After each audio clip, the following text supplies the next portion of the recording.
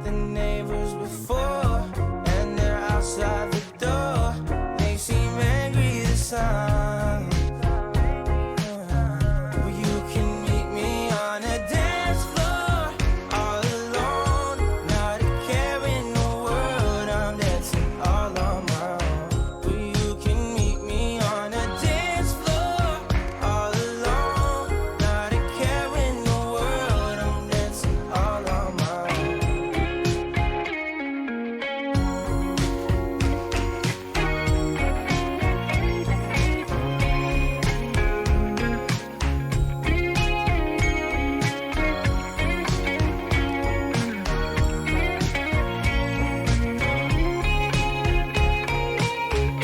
You can meet me on a dance floor, all alone, not a care in the world. I'm dancing all on my own. Well, you can meet me on a dance floor, all alone, not a care in the world. I'm dancing all on my own. Oh, oh, oh, ah, ah, ah, ah, ah.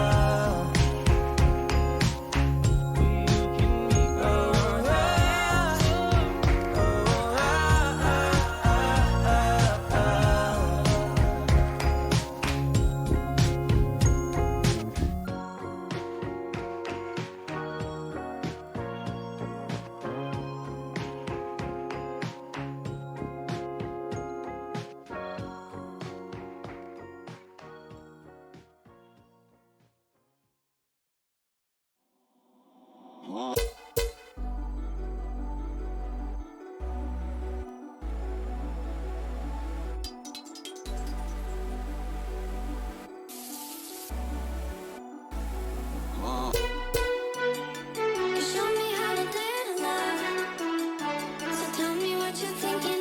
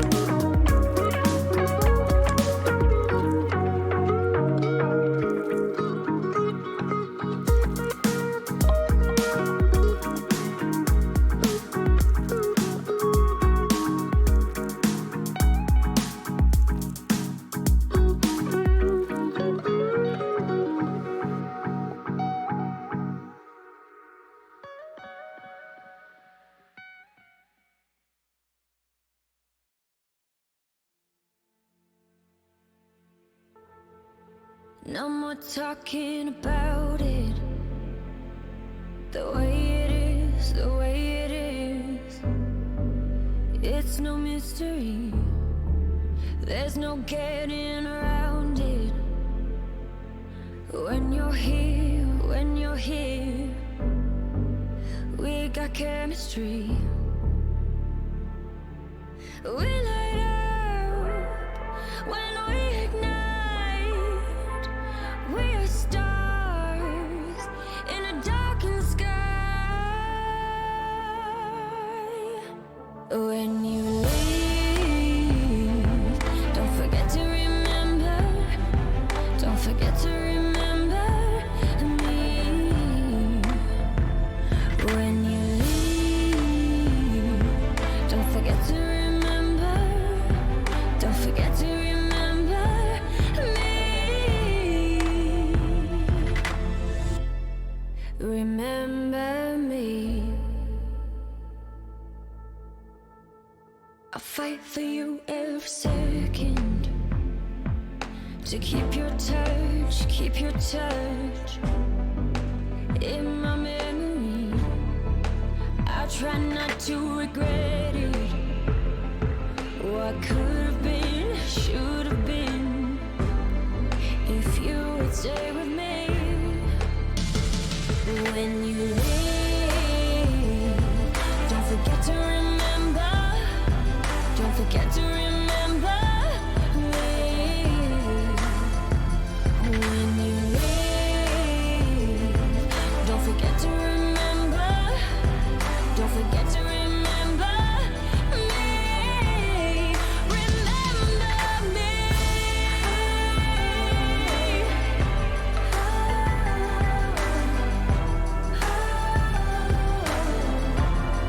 Remember me.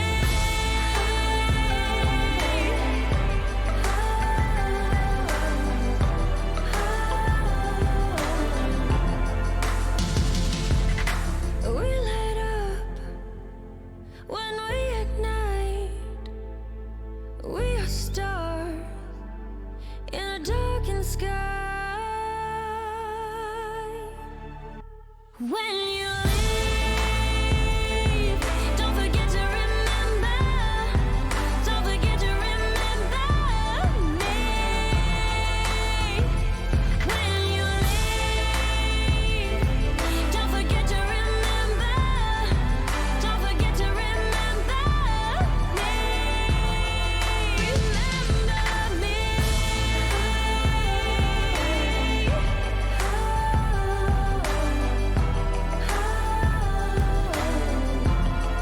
Remember me.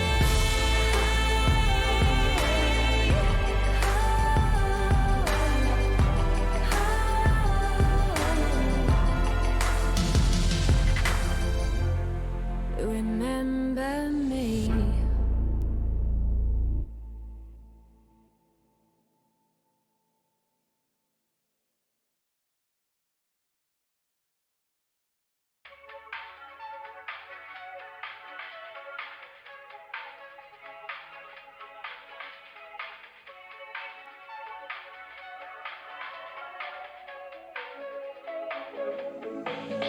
We're driving down the boulevard, cruising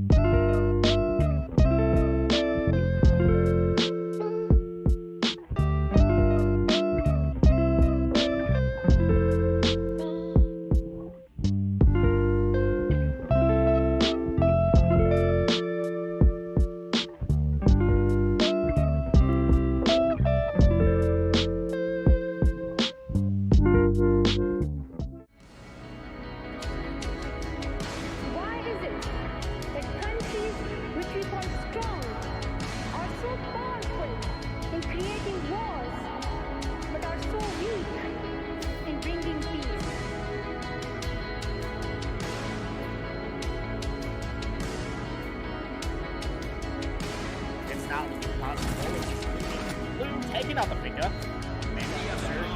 Gets down, do they know? Crossfire being held here. That's him being traded out. Now it's a 1v1 situation. It's all on Punk. If he loses this, it is now another tied game towards the one. Oh my god! Hitting there, allowing Monster to prove Harlan takes him out. That's the Monster. Unfreaking believable. Top of his head. You didn't see it, but he gets the kill!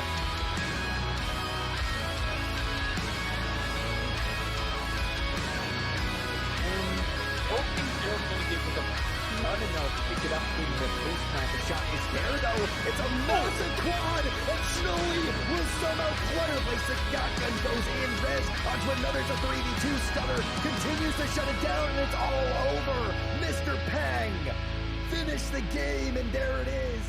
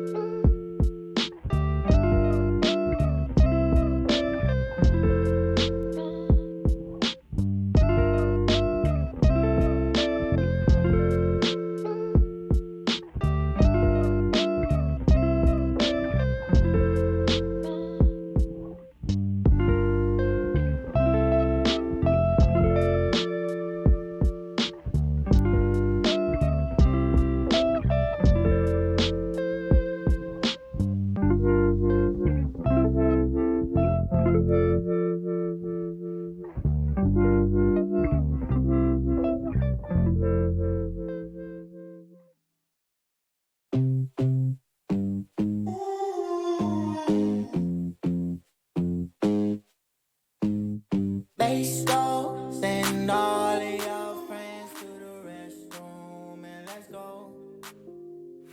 Hey, nah, don't touch on my bottles if you ain't coming home. I seen you put the lipstick in. To XGS season number 3. This is the final play day of week number 1, and we are a little bit behind. So we are going to get right into the map bans for Zelos versus Zero Risk. One of our few actually returning teams for this season. I'm joined by Zach with me. We are running on a little bit of a skeleton crew today. Little things came up. So sorry about that in advance, but we are going to try our best to keep everything as smoothly as possible. But we are going to get into map bans right now, I believe. We already see that we are headed to Cafe. We do know we have seen Zero Risk play Cafe before. I believe they won Cafe last season once or twice. I've done that before too, Zach. I know how it feels. It's first day on the job. It happens. Now, as I mentioned, we have seen Zero Risk on Cafe before, so seeing them here isn't too out of the ordinary. Not sure if you agree. You have anything you want to add to that part? I mean, Cafe is a pretty normal map. We've already seen it at least once this season, maybe twice. I mean, it's a pretty common map. Teams are getting more comfort on it. We're going to see a lot of vertical play. That's something we can guarantee. Yeah, I'm very excited for it. However, I have heard, as I mentioned, we are going to kind of rush through this a little bit because we're a little bit behind. As I mentioned, we're on a skeleton crew. But I have heard that both teams are ready, which means we are going to get into the lobby as soon as we see that they have started. So, do you have any predictions, though, while we wait for that? I'm feeling pretty confident in Zero Risk. I mean, knowing how they have been as a team, as we are finally hopping into the lobby, knowing what kind of team Zero Risk is, I'm pretty confident that they can perform at a high standard. That hopefully will give them a win. Yeah, I mean, I have to kind of agree with you a little bit, but it will definitely be a little bit interesting to see. It's Zero Risk's first time. Oh, we do have the team names at the top backwards. Oh well, I don't know if we can adjust that, but we'll work on that one in the meantime. Didn't even notice that one until just now, but as I was mentioning, we are getting into first map, first ban coming out from Zelos. It's going to be a little bit trippy for a little bit until we get that figured out. On the side of Zelos, we see Jackal being banned out, followed by the Flores 4-0 risk. Anything you want to add to that part? I mean, two common bans. Jackal is going to be a heavy presence on the offense as you need that vertical play. Flores, with all the utility that you're going to need to bring for top floor, it'll be Flores on the board, removes Pixel. Mira being banned, finally back in competitive plays. Also a great ban here, as we know how powerful mirror windows can be on these long hallways of Cafe. Yeah, I mean, you kind of hit it with Flores. I think he's a really good ban on on this map, especially with the fact that it essentially makes Pixel you can't play in it if it's pretty much impossible, borderline impossible, some would say. So the fact that he's off the board, it's a little bit scary if you really think about it. However, we do see the Azami making her way in. Haven't seen too much of her, I don't recall. So I'm very excited to see what teams are able to bring with her. Yeah, so moving in, all these jumbled up banners, I mean, a lot to be desired.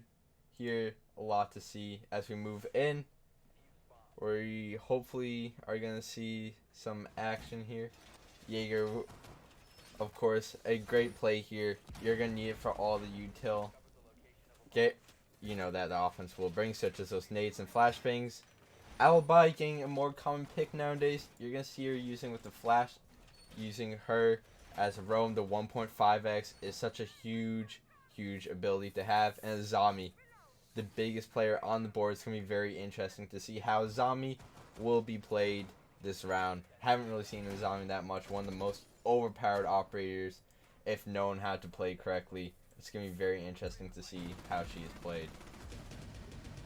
Yeah, and you kind of hit the nail on the head there. If she's played correctly, and by that we mean played to her best ability, because there's multiple plays to play an operator, especially on a site like this. I mean, you can play her completely different on a site like upstairs as opposed to downstairs. As we see up here, they're trying to make angles where you're not going to get shot through those windows as easily. But if you played downstairs, you could theoretically, it wouldn't be the best use, but you could theoretically use it to patch up some of those holes that the team would probably make on the on right above them in mining, train, and even fireplace dining. Now, nothing too special coming out here. We do see some general clearing of the hatches pretty much. I mean, as I mentioned, there's not too many special things happening this round specifically, but all 5 people are on the roof, which is a little bit interesting. Usually you'll see one of those people hanging out on those windows in cocktail, so I'm a little bit, I don't know what the term would be exactly, but a little bit. I'm a little nervous for Zero Risk. I think that's one way to put it. I mean, Zero Risk having absolutely no one on these windows. There's no pressure on this mute playing here, which is already bad to begin with. Like, look at how well this Azami barricade, or whatever you want to call it, the knife is doing. I mean, it's just blocking off the line of sight instantly. Great play for Azami. We're going to see some shots fire straight in. Finka with the opening pick, but traded right out. What an interesting way to start off the round. Yeah, it's definitely quite interesting, especially with the fact that the Thunderbird or the mute was the first one taken out on the defensive side. I mean, usually that operator is someone you, generally speaking, have. The SMG-11 bros usually play a more passive role, especially with the fact that they have that shotgun and the SMG-11, or they'll play hyper-aggressive. I didn't really catch where exactly he was playing. As another pick comes out, onto Monster. Not a great start for Zero Risk here, And that's as even they worse. have another one fall, and it is not looking too good, as it now is a 2 versus 4 in the opening round on top floor. But Mr. Alex Player managed to pick one off onto the side of Spadiga, I believe is how that is pronounced. Should have asked that one beforehand, but Zero Risk is making a comeback. Look, but now 1v2 here, Zero Risk. It's all down to Alex Player. He's been in this position before. He knows how to clutch. Seems like Alibi and Jaeger are trying to bounce on him at one time, and he's just looking the wrong way. Unfortunate timing for Alex, but sometimes that's just how the cookie crumbles in Rainbow Six. Yeah, and one thing that I do want to point out is that Mr. Alex Player was one of or if not the top rated player in the league last season. So seeing him on uh being the last one alive, I'm not sure if the Zelos knows that he was that effective last season, but if they do, it's definitely a little bit one of those situations where it's like, I'm a little bit concerned about that. It's not too great of a situation to be in, but it's not a horrible situation to be. Yeah, it's not a horrible situation to be in either, where you're still up in man count, but you know that your opponent is really general. As we move into this second round, Zelos vote to go downstairs. Yeah, this downstairs site, as we know, the secondary rotation, this kitchen prep site, and what's very important now that we're seeing teams starting to do more and more common is extending into bakery. And with this extension, it's very important for the player inside bakery to get at least one pick, as if played correctly, the offense has the player trapped in a practically suicidal position where one nade will do the job, but if the player in bakery can get at least one pick on maybe a hard breacher for some reason throwing a flash or even a fragger, that's a great way to open up the round for the defense. Yeah, and one thing we didn't mention is that Thatcher's on the board. So bringing that Cade is not going to be as effective as usually would be. I mean, you know that Cade is usually an almost must pick for a lot of sites, especially a site like this. But with Thatcher on the board, having Thatcher available, it's really not that. It makes Cade really not that effective, excuse me, to the point where he usually is, as we see Thatcher getting taken out. So that By kind of Cade. Instantly, yeah. counters what you were just saying. Thatcher gone off the board, Cade and his claws still up on the board, and mine now taking large damage here. Yeah, I'm kind of mad about that one, low key. I mean, that was. Bullets getting the nice peek, and now he's getting aggressive, and what a play by Bullets. Does he know there's one more? No, he doesn't. The one in prep will stay, but he's interestingly instantly refragged by Alzamo. Alzamo. We'll call him for now. But that does give the advantage back to Zero Risk, as we did see them have it very briefly last round. This is the first advantage that they have had of the game outside of that very, very short-lived pick that they did get last round in round number 1. However, we see some swings coming out from the Alibi onto the Thermite. No blows exchanged, really, and no damage, I don't believe, was dealt either, unless there was a little bit that I missed. However, it is the Alibi in a 1 versus 4 at this point. Good Stuck instant. by herself. Good frag. He's getting a second, and they're lining up for Alibi with the third. Low HP, though. It's all coming down to Alibi.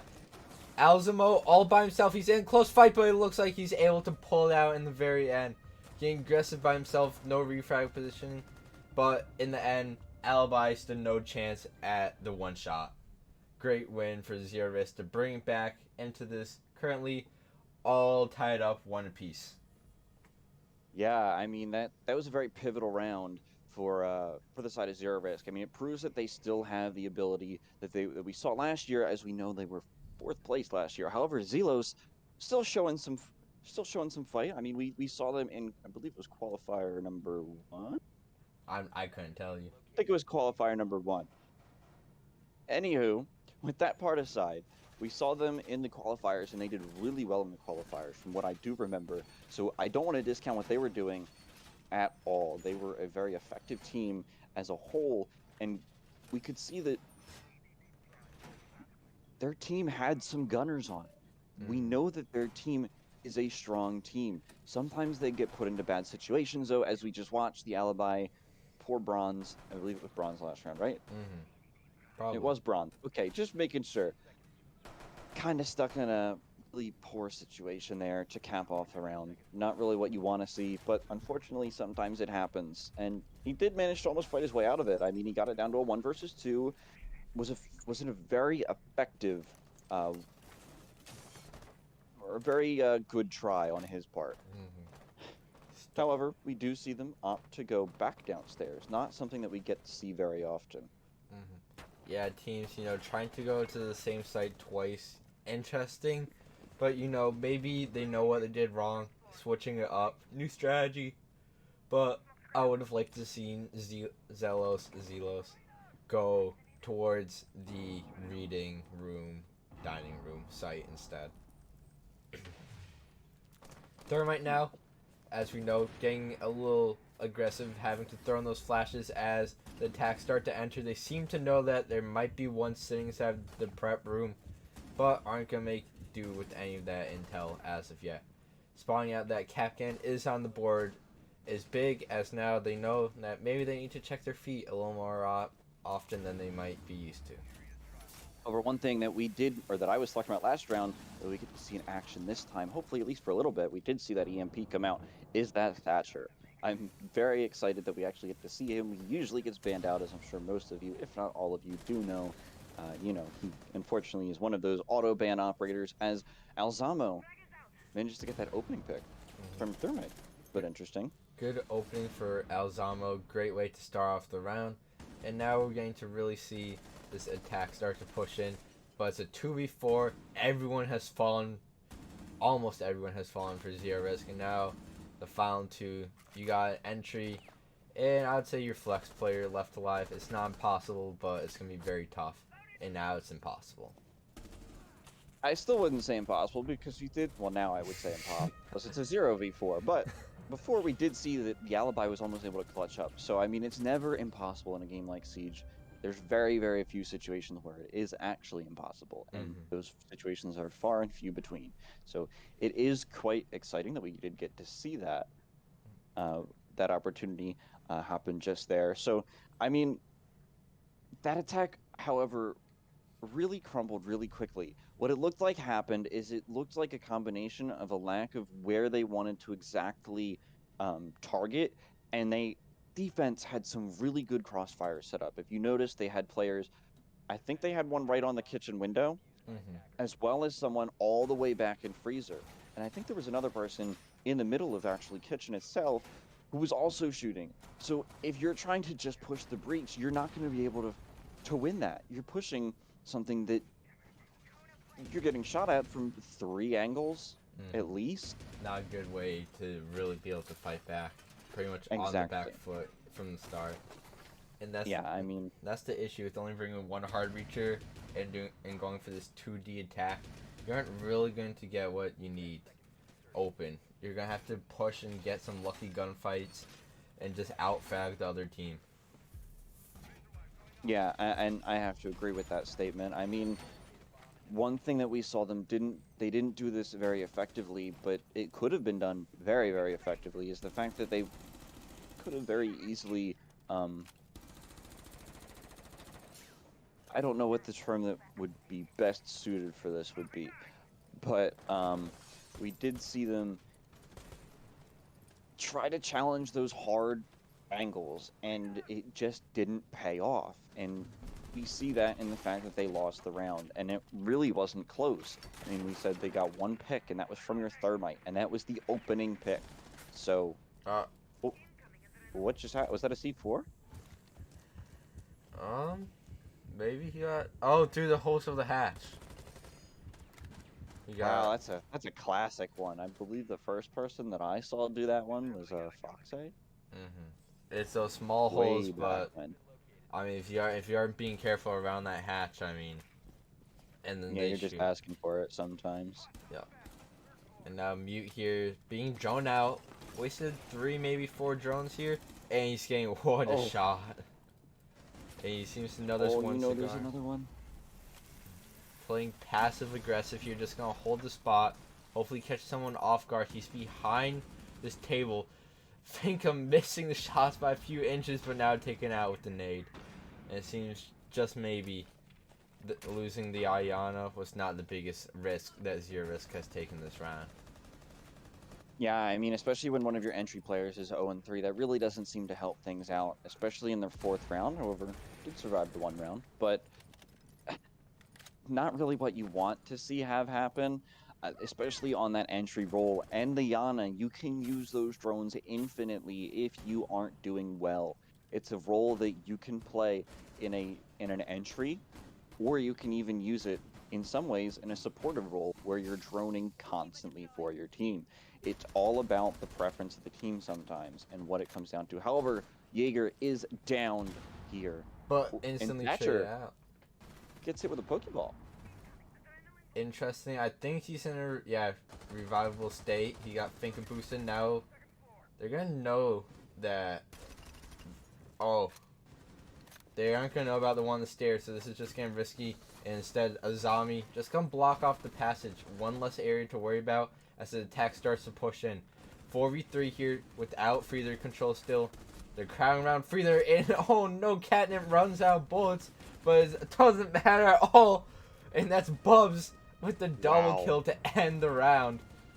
Yeah, that's one of the two new guys on the block that we've seen from Zero Risk. I mean, we see Elzamo, who I haven't seen play for them before, and we see Bubs, who I know is new for a fact. That the two new guys are showing up a little bit. I mean, it's one thing that sometimes Zero Risk lacked a little bit last season was the fact that, you know, They had a faulty entry, and then they also didn't really have great support. But now it seems like everything is kind of piecing together. As Mr. Alex player, I mean, with all the games he popped off, I mean, being a flex player, you have to be communicating to your team that whole time. With some of that pressure of frags off his shoulders, I mean, seems like Zero Risk is functioning better than ever. But that's not what we should worry about too much. As Zelos also, they were in a great position. 4v4, clock ticking down. We're at like the mid 10 mark, and then all of a sudden everything just fell apart for them. They just started to hold the same angles from the same spot, started lining up with each other, and it's just some simple plays by Zelos and some great frags by Zero Risk that brought Zero Risk the round win.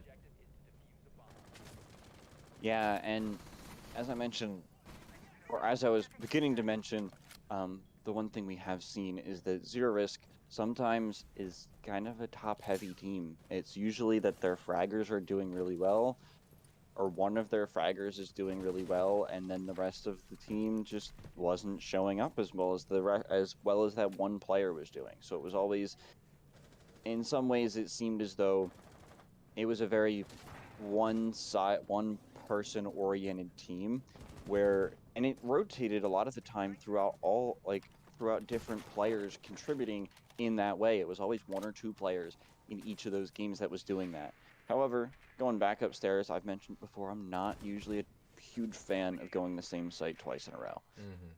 Yeah, it's definitely interesting. Oh no. Guess that Young Club, they're gonna know in mute. Oh, instantly Wow. traded out by the alibi though.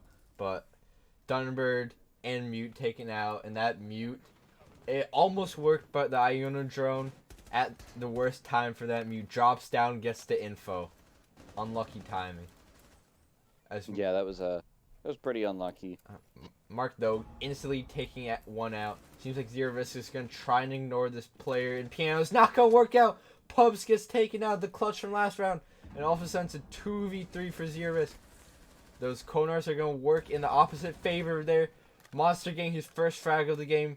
Good way to start. Crucial moment here. Shooting the alibi for some reason. He doesn't know there's one behind this brick, but they're gonna know where he is. He's gonna be on short time, and he's not looking the right way. And Monster taken out by Bronze right there. Big round for Zelos. Yeah, and that does bring it back into their favor for the 3-2 split so far. However, going into this last round, if I'm on the side of Zero Risk, if you win this round, I'd be very satisfied, actually. Even if I don't win this round as Zero Risk, I would be very satisfied, to say the least, because, I mean, think about how big of a win that would be for them. 3-3 on Cafe. I mean, right now that they're at 2-4. So, being 2-4, I wouldn't be complaining at all. I'm going to be honest, I kind of disagree with you. 2-4 is like the low bar where you need to hit 2-4 if you want to win the game. Well, That's how I see it personally. well, I mean, on map like Cafe though, it's pretty defender sided in my opinion still. So I mean, going 2-4, I mean, that's still like all right. We're keeping ourselves in it. 3-3 is like, all right, we better win now because we just took the half. Yeah, but keeping yourself in it, I don't know if that would be something that I would personally like to have happen. I'd like to actually be in control. Where if I'm winning a half, especially on a map as large as Cafe, I'd want to be 3-3. Well, Because as a defender, it's easy to defend that map as a large map. I mean, true, but I mean, you also have to consider what kind of situation Zero Risk is in right now. And it's either they're winning by a little bit or they're losing by a lot. So, gotta see something change from Zero Risk as they're doing a little more of a wide take here. Interesting nade trying to take out one. Bubs with the entry, but oh no, Catnip with another. Alex, though, not having the best of games. Still even, but for his standards that we're expecting, Alex could be a lot better right now. I actually I wouldn't be too upset by that actually. If I'm Alex, I'd be happy with that. I won the trade, or like me as Yeah, a I team. were Alex. I didn't win the trade myself, but my teammate got my refrag, and my other teammate also got a kill at the same time. That means we're ahead in man count, especially on a site downstairs. The only thing is I don't know if they know that there's a guy upstairs still. If they don't know that Alibi is upstairs, this could be a huge flank that essentially determines the half. For Zero Risk, if you're watching them as a coach and know that the alibi's upstairs right now, but you can't say it, you gotta hope your team's spreading out to their spots like they should be. You don't want to see them getting clumped up, as it seems like Alibi's gonna get flank at least one, and he misses his shots. Alibi. That is not the time to mess up the flank. They're gonna. I don't know if they know. But that's not important as of now, as the site is falling. It's not going to matter for much longer. Mute takes it. So now it's a 2v1. The only one left alive for Zelos is the Mute. He's going to be looking to get something here. There's one sitting behind the counter, one in the freezer. And Pubs with the kill. What a frag there. Pubs, he's keeping his team on his back. He's going to carry them across the finish line no matter what happens here. Yeah, and it was a pretty good round in my opinion on the side of Zero Risk there. Yeah. I mean, it looked like that the defense, they got a little bit too aggressive, and as we see, they have a few comments, Kevlar plates, saying that their enemy won't die. However, we are moving into the second half. As we mentioned, a 3-3 half for the attack is actually a pretty good half, especially on a map like Cafe. Yeah. And now seeing Zero Risk, they're going to start their defensive campaign up top. Pretty simple to hold nowadays. You're going to maybe put some bullet holes into the freezer to hold someone on top of white stairs. You're going to place someone on pixel. One cocktail, and then the two can be a little more aggressive. But your backbone is going to be staying the same. And we're going to see the same attack, most likely, that we saw Zero Risk performed by Zelos this half. Yeah, and I mean, not too much different in the terms of lineup on the side of Zelos for their attack. And actually really not too much of a difference on either side. I mean, the only thing we really don't see on the side of Zero Risk is the zombie upstairs. I believe the rest of the operators might be the exact same. I know they had an alibi. I think they've brought alibi every round, which is usually Alex's go-to operator, as we have seen quite often on the defense. However, on the side of the attack, the only difference really is the fact that they traded the Thermite for the Ace, and that's still a hard breacher, and they traded the Sledge for the Buck. So it seems like both teams are setting up similar lineups. The big one, like you said, the Ace on the hard breach, in my opinion, it's a lot bigger than a lot will think. Because, you know, that's 3 holes instead of 2 holes that the attackers can make. And, of course, they're going to be smaller. And they are going to be jump-through holes. But, I mean, a great pick already for Zelos onto Alex. shutting him down, but overall it's been the small differences in the teams are really just going to be keeping this similar style of gameplay between the two. The one disappointment in this match, little to no zombie. I mean, Jaeger droned out there, but having no zombie, she's such a powerful operator, played correctly. She's on the board. It's kind of sad to not see her being played. Yeah. I'll take it over. I guess a little more.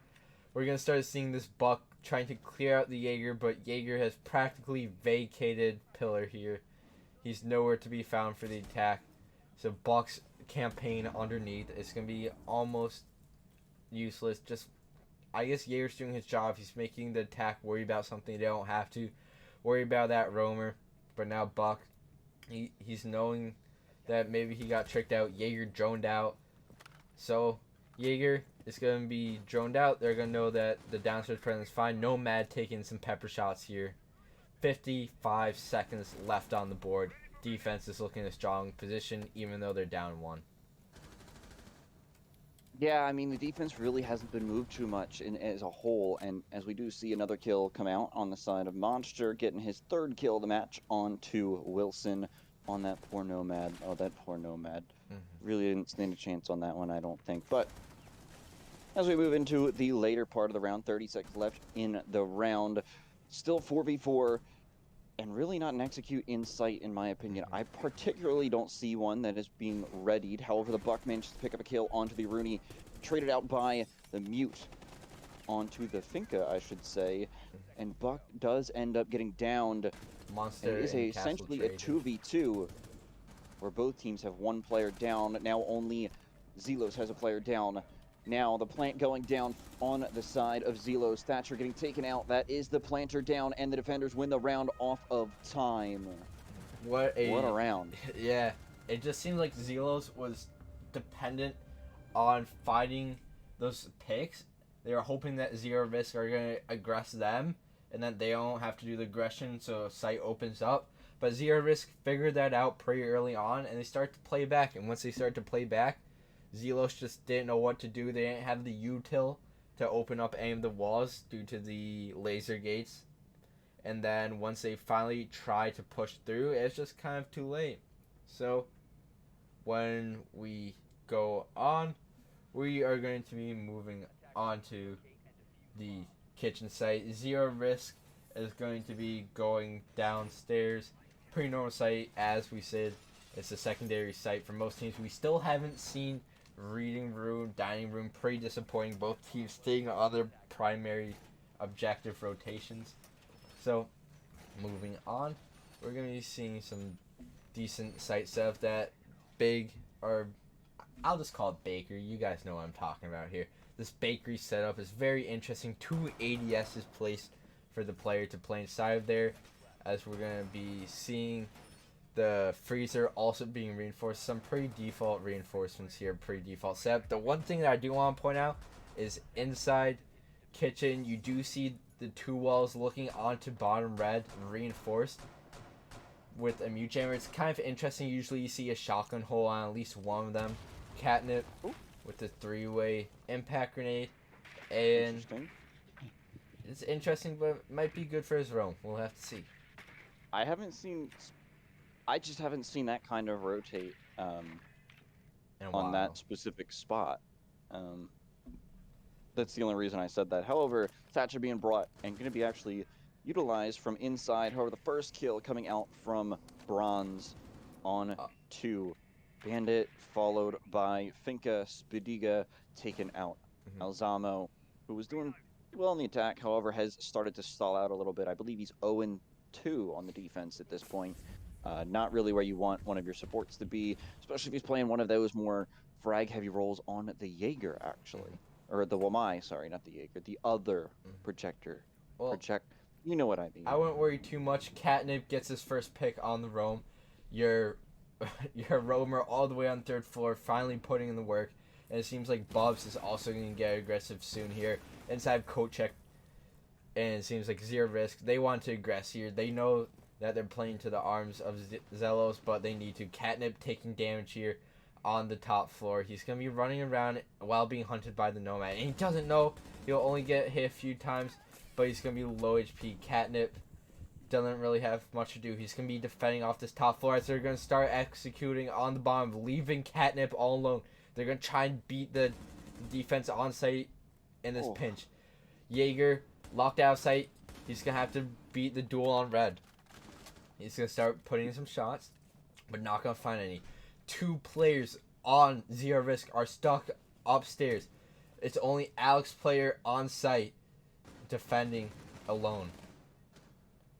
Yeah, and as we start to see what looks to be a little bit of an execute starting to work its way in towards the site. Site is open. Yeah, site is now open as we unfortunately just missed that kill as well. Pretty unfortunate timing actually on those regards, but site has been taken and is in control of the attacking side with plant down on the default spot right behind that bomb chassis, that Jaeger being that Vigil being taken out off the roam, and Jaeger by himself all alone right now. And it just doesn't seem like Jaeger's gonna have much to do. They seem to know where he is, just holding him back, and there goes the Jaeger. Disappointing for Zero Risk. All tied up 4-4 each side. Has taken 1 round on this half. Yeah, I mean, we're now tied, as you said, 4-4, so that was a pretty good attack on the side of Zelos, though. You can't discount what they just did. That was a really well-executed attack as a whole. Zelos, they had great drone plays that you could easily see. I mean, they figured out where each player was for the defense. They realized that it was a 1v3 on the site and just started to rush it. And they didn't even have to waste a body. 1 into a 3v2, full site control, got the plant down, and that's all they need to do to win the round.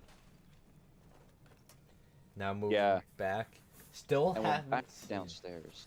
Yeah, We're back downstairs now. So I mentioned it before. I'm not usually a huge fan of this. It usually doesn't work out as well as teams would like it to, but maybe they saw something that they just didn't like. But at the same time, it's the same exact lineup. You know I don't really see too much different at all, if anything.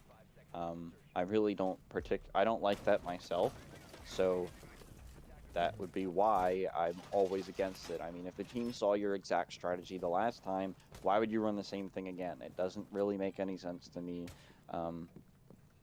whatsoever. So, I mean, here we are now. We're going into round number 9. Still no real clear, determined team that's ahead. Same kind of roam, though. However, the Bandit upstairs with them, I believe, this time. And Jaeger gained the opening Jaeger. pick. Bubs. Wow, that's onto your top frag too. That's onto bronze. Has not had a good last few rounds, unfortunately, on his side. Bubs really showing up this game, really showing what he can do. Monster, though, he's been struggling and will keep on struggling. He's death to the Finca on the 3rd floor. Unfortunate timing, to say the least. But now, this attack, trying to clear the one in bakery here. It looks like he's going to be getting support from the Jaeger and small bake until that window is open. No one on the attack. There's 4 of them. All snudged right here. No one's going to any other positioning. 1 C4 will end the round. Yeah, and you're right. I mean, 1 C4 could theoretically end the round if it's placed correctly. However, there are no C4s left. We saw that, unfortunately, Monster was taken out. I believe he was the only other one with a C4. Oh, Fat Finger. that's unfortunate timing. Or a Fat Finger, yeah, you're right. Probably more close to the latter option. However, Catnip picking up another kill on the roam. As we see Bubs trying to play really aggressive here. Did he get that air jab? I think so. I can't tell. But it looks like Vigil now gonna pick up an easy pick, and he does. What a great pick for Catnip there. Oh, Wow. Never mind. I thought Catnip got that on 1 tap, but it was Bubs. Little overreaction. It's all down to the Thatcher here. And if you're Zelos, are you just gonna use this as a timeout? 50 seconds, 1v3. Honestly, if you want my opinion, I wouldn't. Okay, well maybe you should have thinking back on in hindsight now.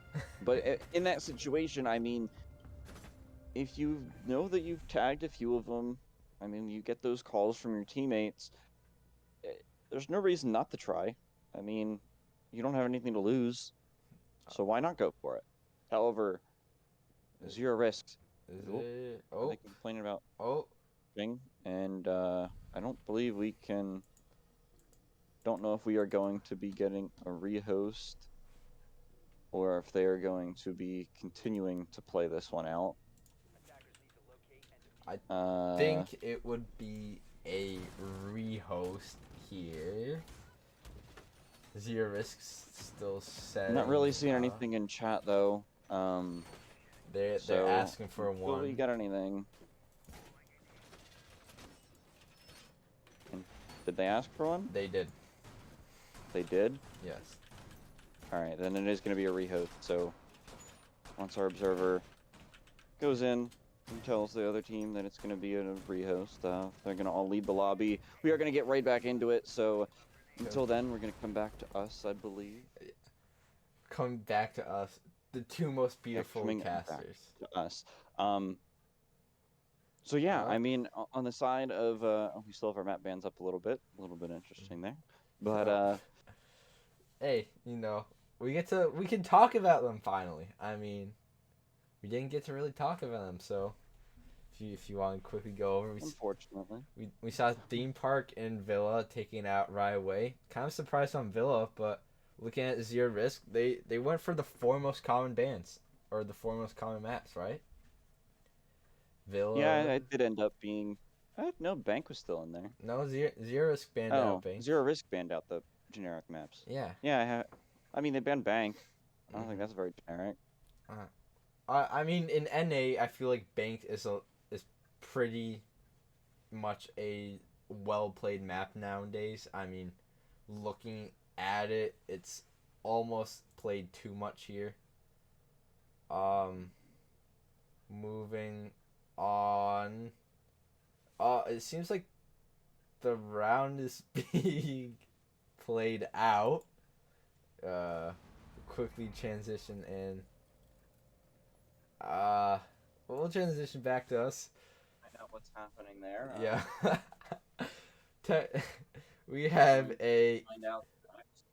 We have a. Whatever, or if we can Yeah. switch to a quick break so we can figure out. Well, as heard, we'll. We can switch to a quick break so I can find out in the other room what exactly is going on in the actual match. That would be very nice. We'll be back in just However, a minute. I see my cam come back up. We'll be back in just a minute, guys.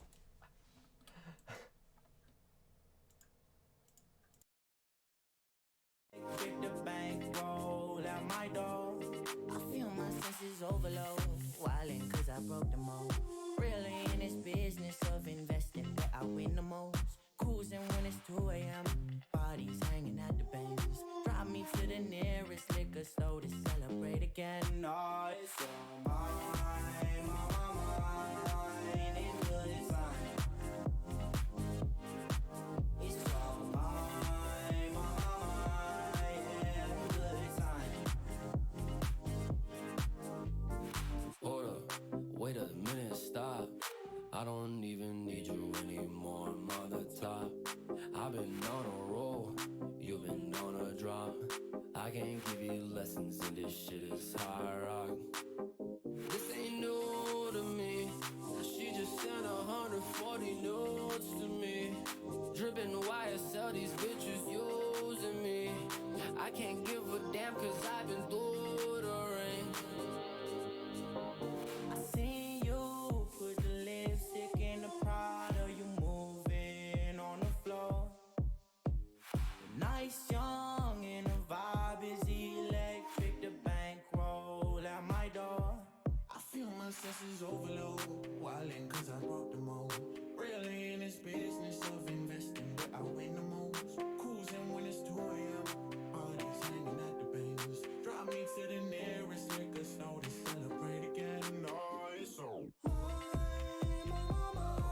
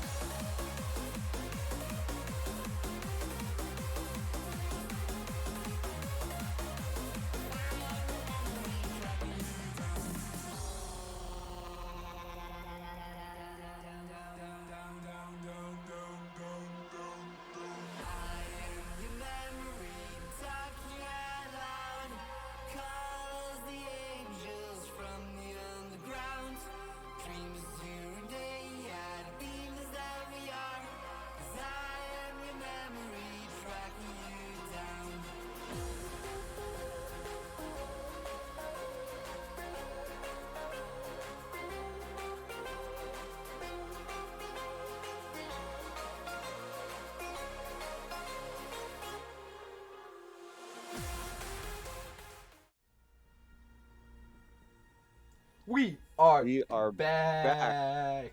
finally after that long-awaited rehost, and apparently we forgot to put bands in. Oh well, life goes on.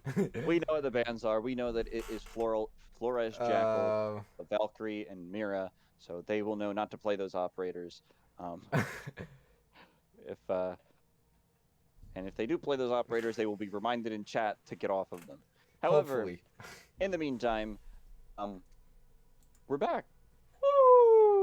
So explanation of what happened really quickly.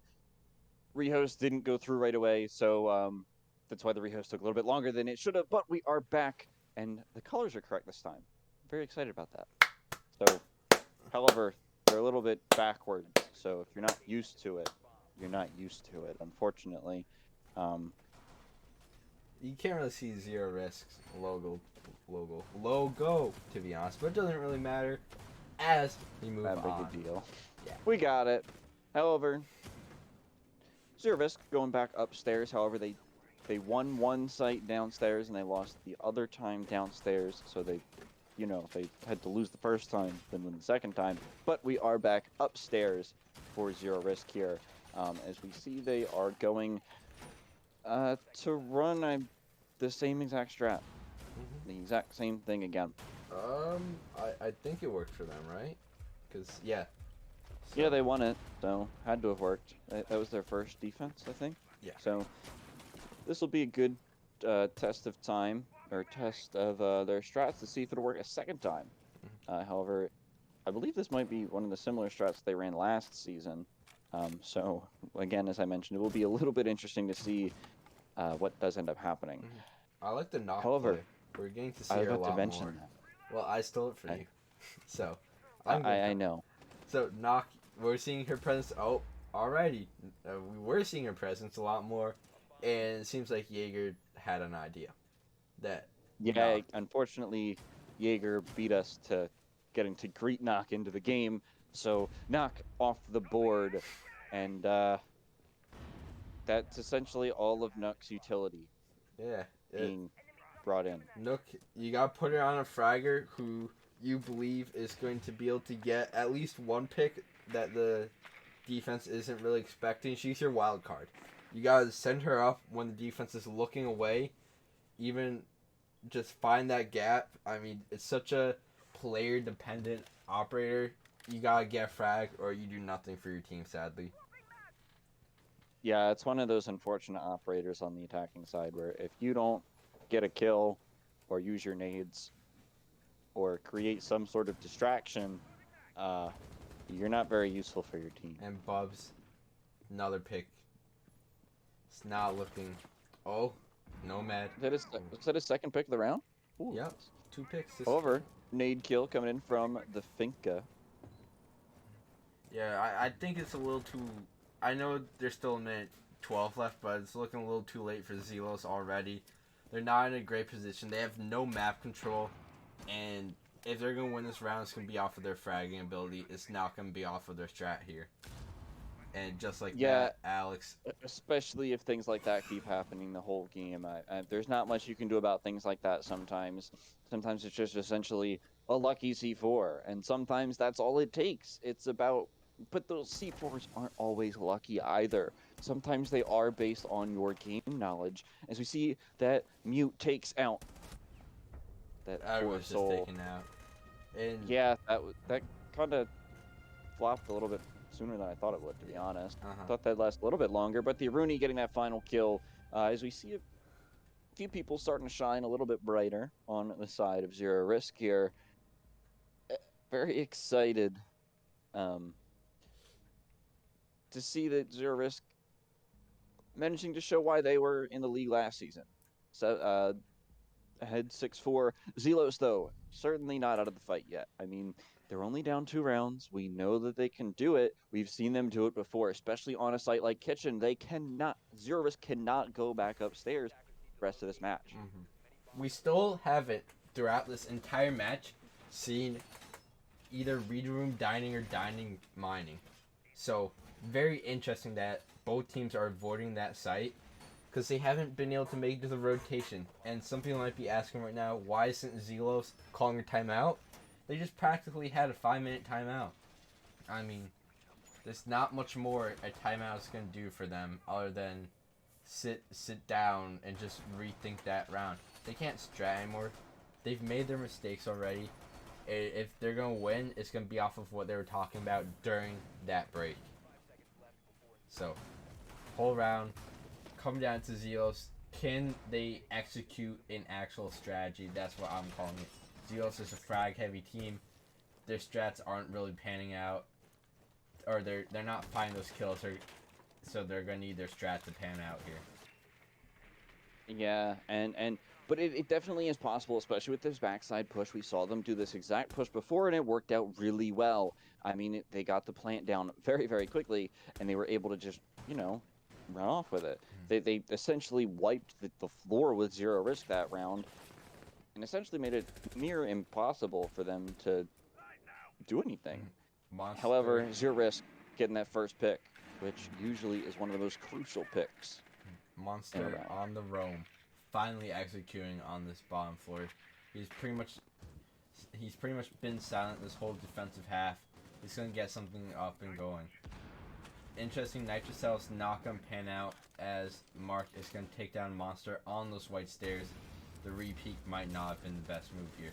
But as time's ticking, no way! Catnip can't execute. He's gonna bring Ace down to 1 HP. But all of a sudden, it's a 4v3, and the defenders are on their back foot. Mark is going to take down Bubs, and all of a sudden, it's a 4v2, and the attack is not giving up yet. They're going to start pinching onto the site. That's going to be one big pick for Alzamo, but he's going to need to find at least one more to give a chance. Alzamo taken down by spitting. It is all down to Alex, and Alex can't do it either. The round is finished. One more round for Zelos to bring this into overtime. It's not overtime yet. We're going into round 12, which means we are going all the way, though. Well, I said which one is a more little round bit, to overtime. which is exciting as well. You know. Oh, I didn't catch that then. That would be on me then. Yeah, Oops. I can't believe it, Andrew.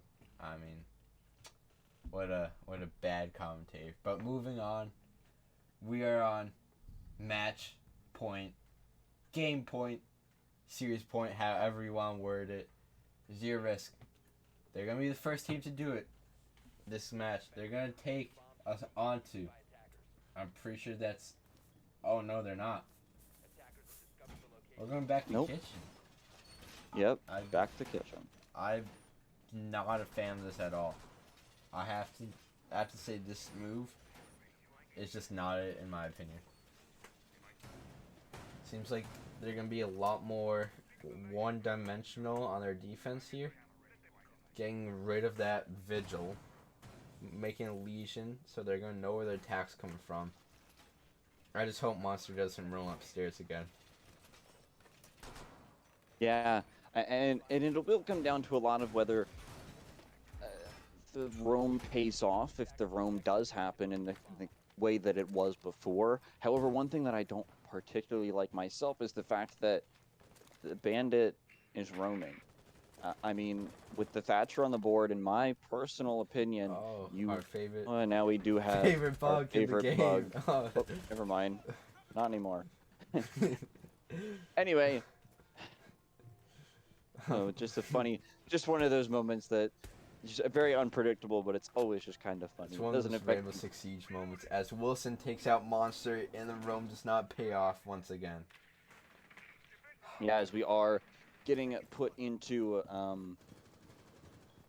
wow, I think this might actually go to overtime here, especially with the fact that this has been a very dominating last round, and it looks like this round is going to go in a similar fashion with a little bit of a different push as well. It's not the same exact push. They are going from an upstairs take. Last round, they pretty much went through freezer, was pretty much the entire take. Now they're going for some vertical pressure, and there's really nowhere to play on the site anymore.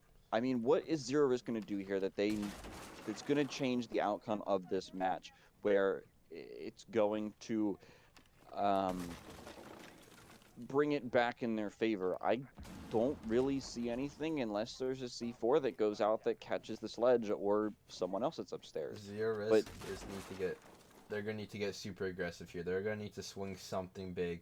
Mute the only one with the C4 left in his pocket, and it's going nowhere. A little damage on Finka, but that's all we're seeing here. It's not looking good Yeah, it for does. Zero risk. Does do a little bit of damage onto the Finka, but at the same time, what it does do is it opens up a lot of area for those players now that they can push into sight without having to worry about just being C4'd immediately. However, and the attack still has 2 nades and 3 flashbangs Bubs. and 2 Finka boosts. Al's For Alex, this is going to be almost impossible for him to do as we see a flawless round come out as we're going to overtime.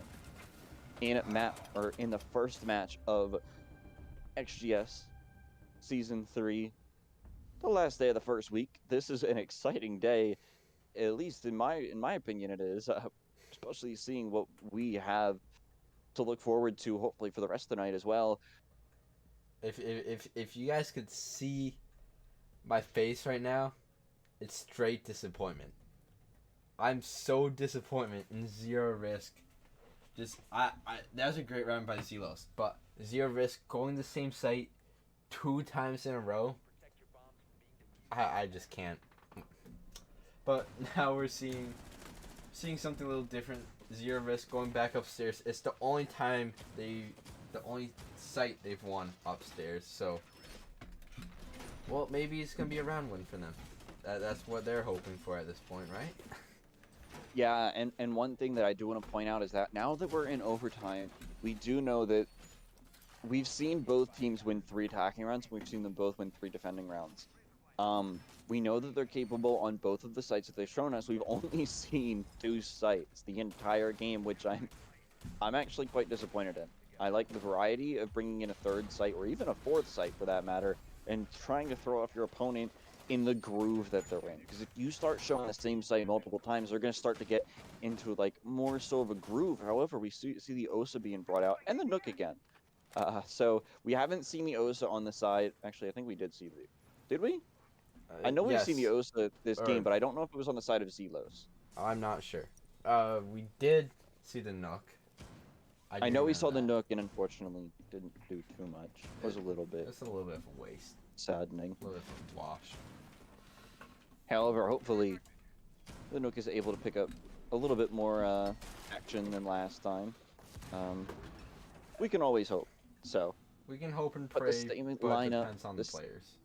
yeah, you're gonna have to agree with you on that one. However, really nothing changing on the side of Zero Risk in terms of their defense. So if Zelos realizes this could be a very easy round win for them, especially with, like, as I mentioned, it's the same exact setup. I don't think they've changed anything. I don't think they have either, but the main thing is, have they actually noticed or how to attack this? Because each time, they haven't done anything. Nook taken out, absolutely useless once again, very unfortunate. But we haven't seen anything effective from this attack from the Zelos. They're doing the same attack, bringing the Osa though, so... This Osa better have something huge that Zelos thinks, by bringing the Osa, we're going to win now. That's the only reason that I think that they're doing the same attack. Bubs could get a big pick on the sledge. He has Alex playing with him too, holding kind of a cross here. They can work together, get something going as a group. Oh no, Bubs taking out Alex, not in the right positioning. And now Alex is going hunting. But what he doesn't want to do is go hunting, to be honest. He wants to get back onto the site. There's 55 seconds left. Zelos is going to have to start making push. They still haven't moved into PO. These Aruni Gates, a lot of A's now. Aruni Gates really holding off this offensive push. The bulletproof camera being taken out, but there's still one. Aruni gets the pick, and all of a sudden, everything's falling for Zelos. So Thatcher is taken out down to the Osa and the sledge. It's going to need to be something big here. Sledge getting aggressive here. Osa finds one, covering the plant. Instantly trade out from underneath, in that play from Alex by not hunting. he makes something happen underneath. What a play from Alex. Yeah, that was a huge play on the side of Alex. I mean, you saw the fact that he was aware of what was happening on site, and he saw that his teammates were starting to clean up a little bit, but he did also notice at the same time that his teammates in some places didn't have everything covered, so that was at the point where he decided that he was going to swing out, and he was going to start taking that gunfight upstairs, right above him, actually, is a little interesting there. But was an actually pretty good defense, outside of the fact that I think the one flaw that I have for that defense is Bubs. I mean, Zelos did an amazing job at flushing him out, but unfortunately they couldn't transition that into an actual round win. That part, they did such a good job at taking him out, but then they just couldn't transfer it into what they needed, which was the round win. Yeah.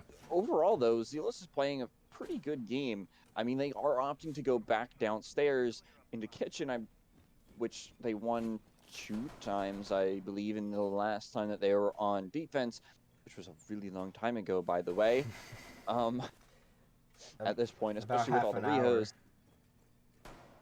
Yeah, a little bit ago. Probably a little bit more than that at this point, but Zero Risk, though, does have that match point advantage here, and you gotta be a little bit comfortable with that, knowing that you have that one round where it's like, all right, if this doesn't work out, we still have another round we can toy with, which might be why they have brought that Ying. Bringing this Ying adds a new variable. There's no Warden on the board. And this Ying, those Candelas, even though they're a little less potent and powerful now, you throw those properly, goodbye to your eyesight. Let's say that, to be the least. And now we're going to be seeing this offense starting to make motion here. Entering site, or not entering site, but entering the building. A little slow. Finding out where the Wamai is. Big play from the Ayana. But Ayana didn't code check once again. Zelos getting the opening frag here to start off the round. Zelos decided if we're going to win a round, it's going to be kitchen. And Yeah, and well.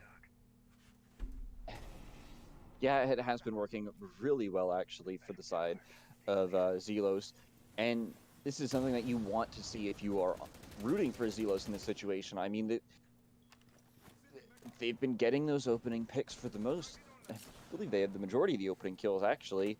But at the same time, Now they got executed. Yeah, they do have to actually transfer those round wins. As I mentioned, they do a great job at isolating the isolating players by themselves. And it's just been being done really well. This whole match has been something they've been good at. However, I feel as though their overall strategy has kind of fallen short a little bit a few times, but it is not this round, as they managed to take off another one and give themselves a 3-person lead. As I mentioned, that Wilson takes out another one, and all absolute chaos breaking loose onto site with a 1v3.5, essentially, And as Capcan finishes to take out his 3rd on the round. On to the final player, playing Thatcher, bringing us into 7-7. If I had to vote, Match point overtime. Zelos has the advantage. Zero Risk. If they go kitchen prep,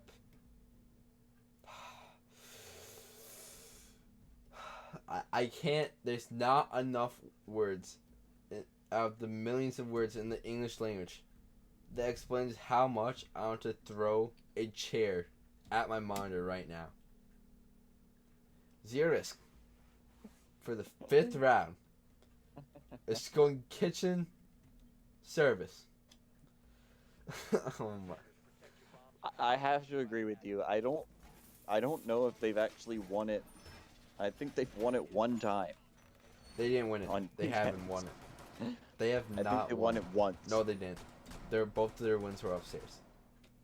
I can. They had 3 wins on defense, which means one of their wins would have had to be downstairs. I don't believe it. Anyways. How do you not believe it? The math doesn't work out.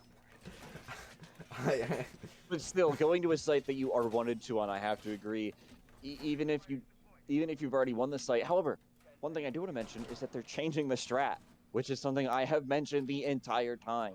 Change the strat. It has been the Womai, the Vigil, the Bandit, the Jaeger, and I believe it was the Mute was the final one.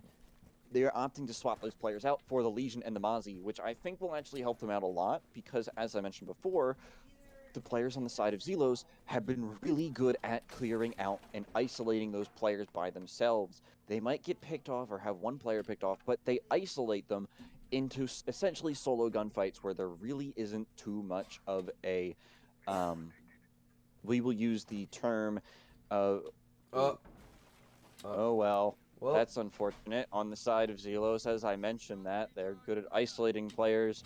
That might be one of your best operators for isolating players. Absolutely gone. your roam game, and since Zero Risk is bringing 2 roamers, having Jackal off the board, you're losing one of your most. Wait, Jackal was. That's why they killed him. Huh? Jackal was banned. Oh yeah. Oh. Well, anyways, moving on. Not important information as of now. Thatcher spraying some power shots and Mr. Alex player instantly trading off. Wilson, though, is going to have to find a huge pick here to move on forwards. It looks like nothing's going to happen. Wilson finds one, though, onto Catnip. Zero Risk's roam is all but depleted.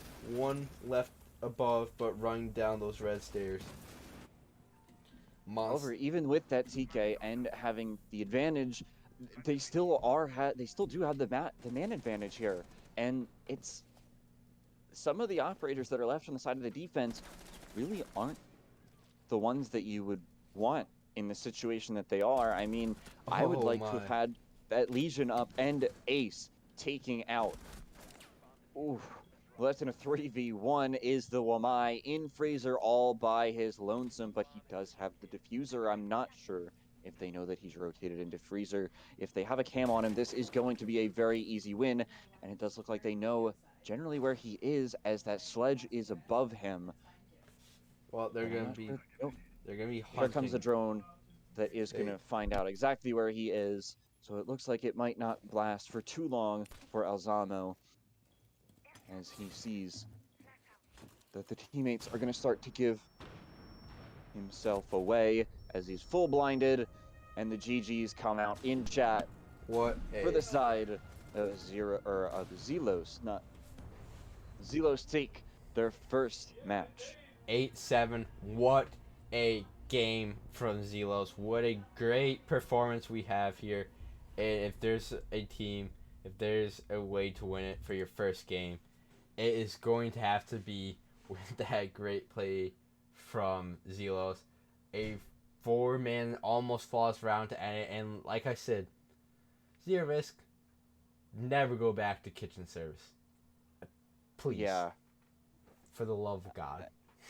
According to my notes, that's not a good sight for them. that was not the play. That was not a very good call on their part. You went there 3 times prior and you lost 2 of those 3. Sometimes you got to bring out that third site. It's why you play those 6-6 scrims. You want to play those tertiary sites. You want to be confident at least a little bit on them, because in case of the fact that you're in this exact situation that we just saw, you can go to that tertiary site and you won't feel as confused on it as you would if you're playing something like ranked, where you really only go to that third site, and if you're winning by 3 or winning by 2 rounds or whatever it is, you won the first 2 sites. You know the drill in ranked. If you play your ranked games, you know exactly how that goes. However, we are going to cut to a short break. As I mentioned, we were a little bit behind, so you're going to come right back into our second match of the day. So stick around. We'll be right back.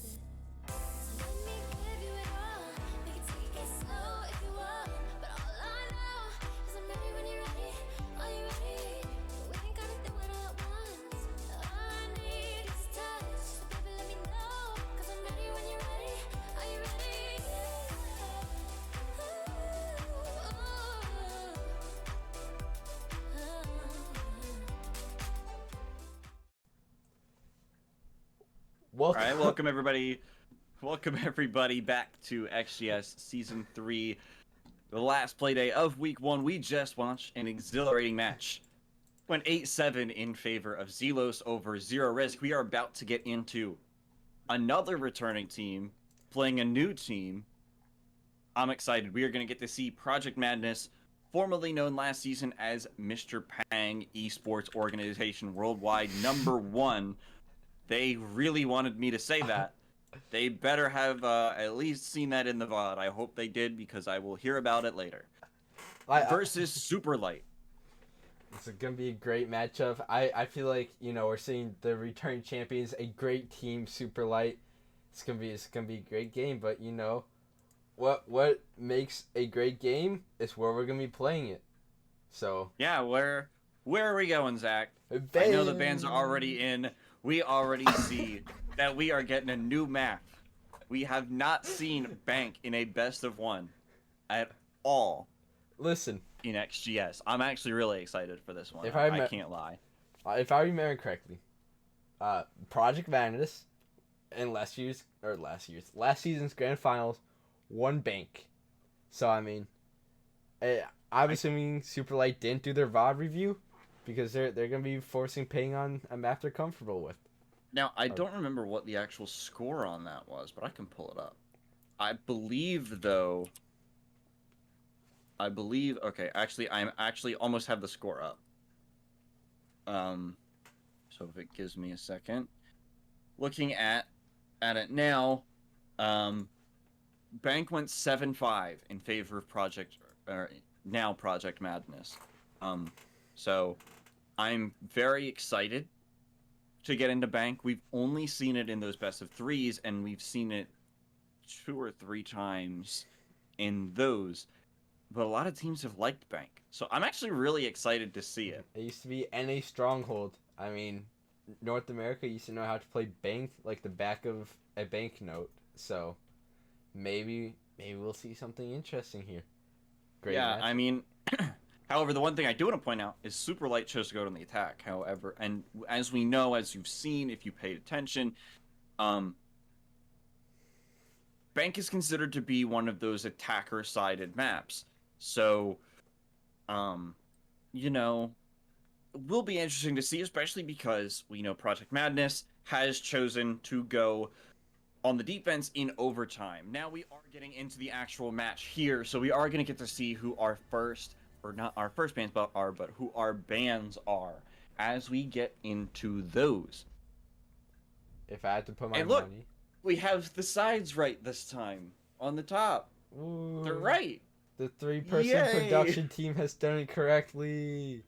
Ooh. The 3-person production team last game, the 2-person production team this game, with our stat guy with us. Shout out to him, that Thai guy. Thanks for sticking around with us. We know you've been struggling, but Hibana is the first band to come out. I mean, with Bank and all the hatches banning out Hibana, I mean, you're going to need to bring either 2 hard features or leave a few walls open and knock. A little bit of an interesting ban, but with how big and evasive you can be on Bank, I mean, it makes sense to ban out the knock, not have to worry about sitting on camps and squinting your eyes as much. So moving on to our third ban, we have got Valkyrie banned off the board, taken out. Vasta La Vista, off Wiedersehen, gone. So now we're going to be seeing the final ban coming out, and it will be Mira. Pretty simple. Yeah, ban. I mean, pretty generic bans, especially for a map like Bank, where, there's a lot of staircases. That's usually where Nook tends to thrive, as well as the hatches. Hibana tends to thrive on those as well. She's often regarded as the queen of those hatches. So, will be interesting to see, especially on the defense. We do see that Valkyrie is being brought out, or being banned out on the defense. However, we are opting, I believe it is, to go downstairs for the first round. So, want to take us through anything that's going on downstairs? I mean, look at Warden. a pretty new band. We didn't see Warden too much last matchup, even though Ying was present for one of the rounds. It's kind of unfortunate to see that. But looking overall, we're seeing a lot of interesting operations. Echo here, so it looks like Project Madness will be playing for time. If I had to guess, looking at their lineup, they got the Smoke, the Echo, and I mean, it's just how the lineup looks overall. It's leaning towards more of a time-based defense here. So Yeah, and I mean, you said it pretty well. Not too much is going to happen that we think is out of the ordinary. You said that they are going to play for time with that Echo and the Smoke on the board. one big thing to note also, on the attack, you got Zero and Buck both bringing there's 2 secondary hard breaches. That is going to be how Superlight plans to open up the hatches. It looks like they're taking away some flashes and some nades. And instead, they're going to be trying to get a little bit of more hatches open with the Haban ban. Yeah, and as we're rotating over towards it, we still do see that Smoke playing inside of blue, so nothing too out of the ordinary there, especially with the fact that he has those smoke canisters, and it makes it so strong to play inside of blue with him that sometimes it's interesting to see that he's not there if he's playing inside of red for some reason, where it's just an interesting thing to see sometimes. That it's one of those things that if you're playing this in ranked, it is an interesting, very odd thing that most people would say to see coming from their side. Starting now, it looks like the attack is finally pushing down the stairs there, looking to get a little aggressive here, firing in some pepper shots from this Ayana, but Ayana still hasn't found anything. Trying to do out this Jaeger, but actually that's the Echo. Echo getting aggressive here with the opening pick, and a great opening pick for the defense, knocking out the entry frag for Superlight. Yeah, and it looks like Finka's about to start playing some dangerous games here with the Wamai, but as you mentioned, and Echo taken out, and a little unfortunate that there is a disconnect there. Yeah, a little bit unfortunate, but everything seems to be falling off right now for Superlight. But what a pickup for Superlight. Overall, they're taking out Garage. It's a 3v2, make that 3v1 here. The plant is going down. It's all left up to Soapy, and Soapy can't find it. Finka with the push into Garage. What a risky play, but it's a play that catches them out and gets the win. So, I mean, Superlight take round 1 on bank. As we go into the tech pause, so throw it back to our beautiful faces for a minute when we wait for the pause. So now, as we wait for the one player Superlight, they were still able to take it over even with the disconnect, which was pretty impressive overall. Yeah, and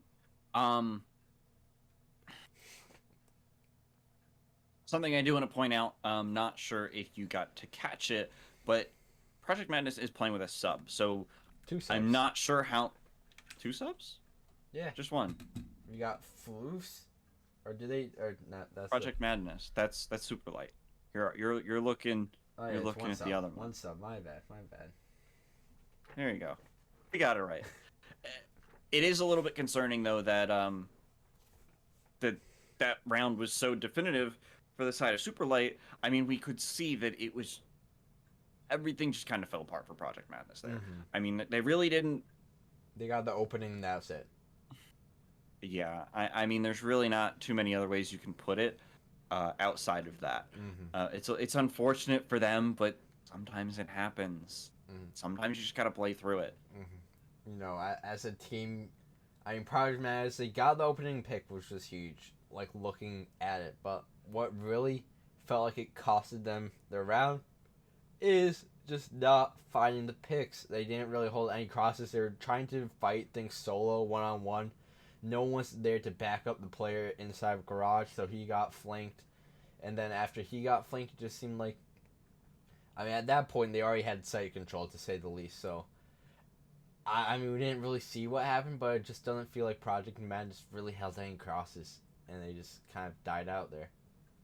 Yeah, and I mentioned it, but it does seem like that sub is going to hurt them a lot. I mean, we saw the fact that Nunji was.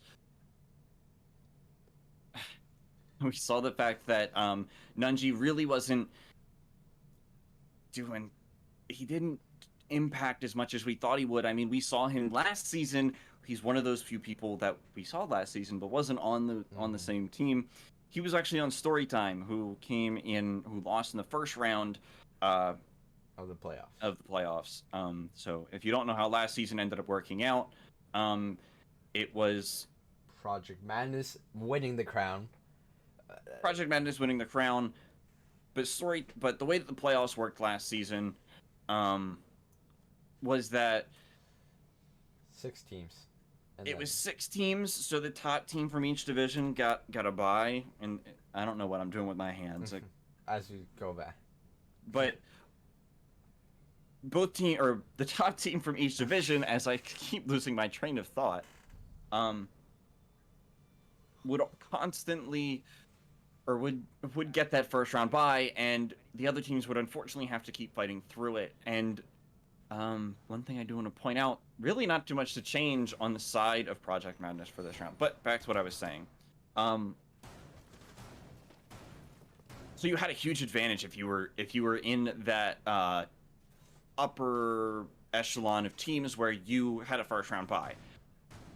And some of the teams thrived off of it. I mean, unfortunately, we know Zero Risk was one of those teams that was really good in the regular season. Unfortunately, didn't pan out in the playoffs, but things happen. Here we are. We're headed into the round officially, and not too much is changing on the side of Superlight either. Yeah, not too much to change, like you were saying. It seems like both teams were pretty comfortable overall with what they were doing, looking to try and repeat that a little bit. But it looks like ATK is going to start off by putting pressure onto Sophie. Unfortunate for Sophie, taking that much damage to start off. And not what you want to see from your smoke this early on in the round, especially with all those smoke canisters and how valuable they become the later into the round you go. Yeah, for sure. Even though that is a suicidal position, you don't want to see him being that suicidal to start off. But it seems like this whole Superlight offense is going to depend on this top-down clear. And the risk with that is sometimes top-down won't always be the best. So we'll have to see if this actually pays off. Starting to get the hatches, thanks to those secondary thingies, secondary hard breaches. Think of messing up the drone web play there. Where else but in Xenon Gaming Series? But that's not the important fact. It seems like the Superlight offense is getting all the hatches here, and it seems like it's going to be some great vertical pressure. Now it comes down to Superlight being able to drone out where exactly they want to be pushing from here. Now the Yana here is gonna know exactly where the Echo's playing. He died to it last round. ATK. He's gonna expect it. ATK taken out by Juicy. Pretty good pick there from Juicy, playing that with Mai. He's getting a little aggressive. One drop the elevator. I think Xer knew, but can't find it. Killed out by Kiru on the hatch. They know one's garage. Garage has fallen. It's down to Soapy and Butcher in a 2v5. One's gonna swing. It's not gonna be effective for Soapy. Last one is Butcher. He's up above. He's gonna find 2, and he's made it into 2v1. Slight issue though. He's off the site. Butcher drops. He's gonna have to find 2 quickly, but he can't find 1. And just like that, Project Madness loses the second round in a row on the basement defense. Yeah, and as the returning champions, you're in a really, really unfortunate position for yourself here now that you are down 2, and that site, considering you went it first, is probably your most confident site. You're the most confident on that site as a whole, which means now you're forced to go somewhere else because obviously that didn't work out. and I mentioned this before, but I don't particularly like going the same site twice in a row, and you just watched why. They ran the exact same setup, and it didn't pay off. Why? I don't understand it, the thinking behind it, and I will stand by that as long as I am on this casting desk or whatever we'd like to call it, this production team involved with the actual production. However, a zombie being brought out. Yeah, a zombie, someone that I've been looking forward to since all of the different site utility that she can protect or add to. I mean, she can cut off so many lines of sights, and what I really hope to see some of these windows being blocked off by the zombie. Oh wow. Some of these lines of sight being blocked off by a zombie. But we'll have to see Nunji playing the alibi. Interesting to see the sub playing such an aggressive operator, but I guess it's just how the cookie crumbles when you have to play those operators now. So, seeing this coming up, Finka, Ace, and Ayano look to be headstrong in the attack. It's kind of interesting here, seeing the Rooney pushing up these basement stairs. Don't really see a Rooney just playing like that much. You're looking for it to fly through at least one window, cause a little bit of chaos. Maybe not exactly go for the opening, but cause something to happen as two players already fall, Soapy and Butcher here. It is not a great start. Kira's gonna take off another What one. a smart play. Very smart play. And all of a sudden it's down to 2v5. Project Madness, they're not even looking the correct way. It's all down to the sub and Nunji. And he's gonna find one. He's looking the wrong way once again, and Superlight takes a demanding 3-0 here on the reigning champions. Yeah, I am starting to think that maybe Project Madness didn't want to go to bank. They honestly, to put it bluntly, they look lost. They look more than lost. Project Madness look like they haven't touched this game in about 3 weeks, or since their last championship. They look rusty. They look uninsightful, and Superlight is having some great attacks. They're figuring out where all these players are looking. They're having great drone work. They're calling out exactly what they need to call out.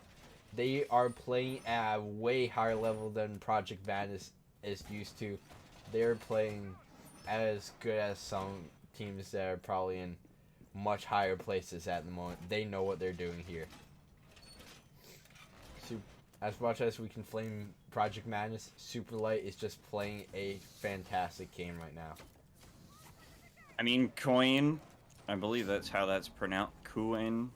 Mm-hmm. It's 4-0. Oh, that guy too. Yeah. And 2 plants. Ace. Mm-hmm. No, that would be Kiru. You think I'm talking about Kiru. Mm-hmm. No, I am not talking about Kiru. It's not like anyone on Superlight's playing bad either. That's the thing.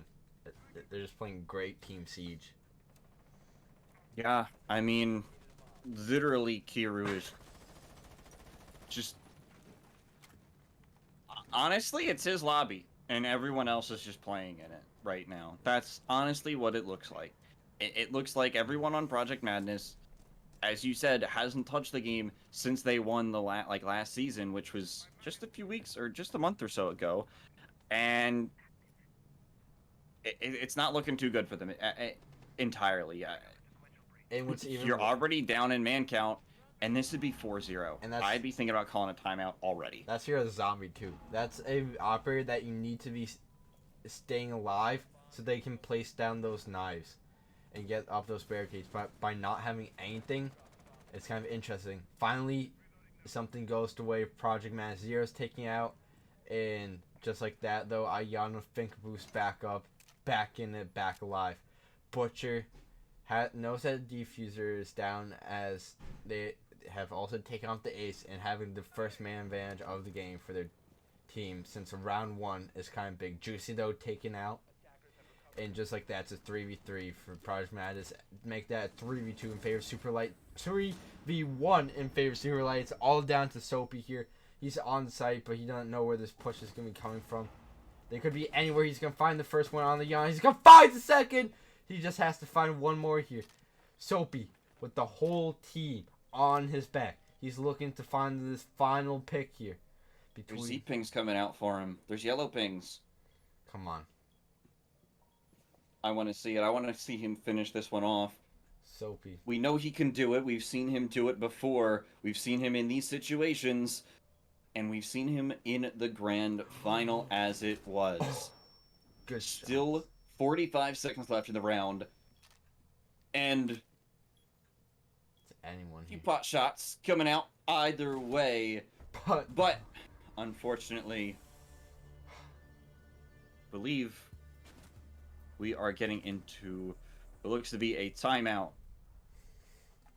for both teams. So both teams will be able to talk to their coaches. Hopefully Project Madness can figure out what they're doing wrong. They can correct their issues. Project Madness, if they are playing like this, they aren't making it to the playoffs.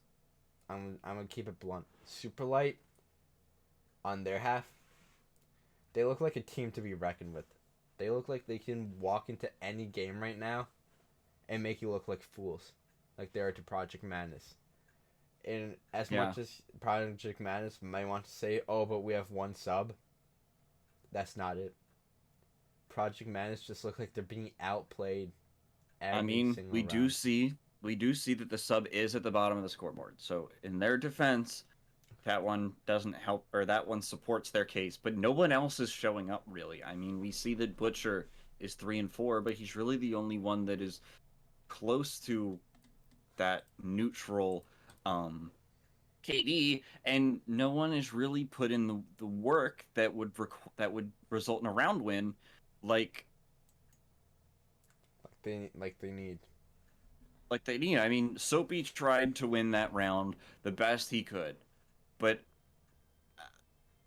there's only so much that one person can do, and sometimes it's not enough. Well, simple as that.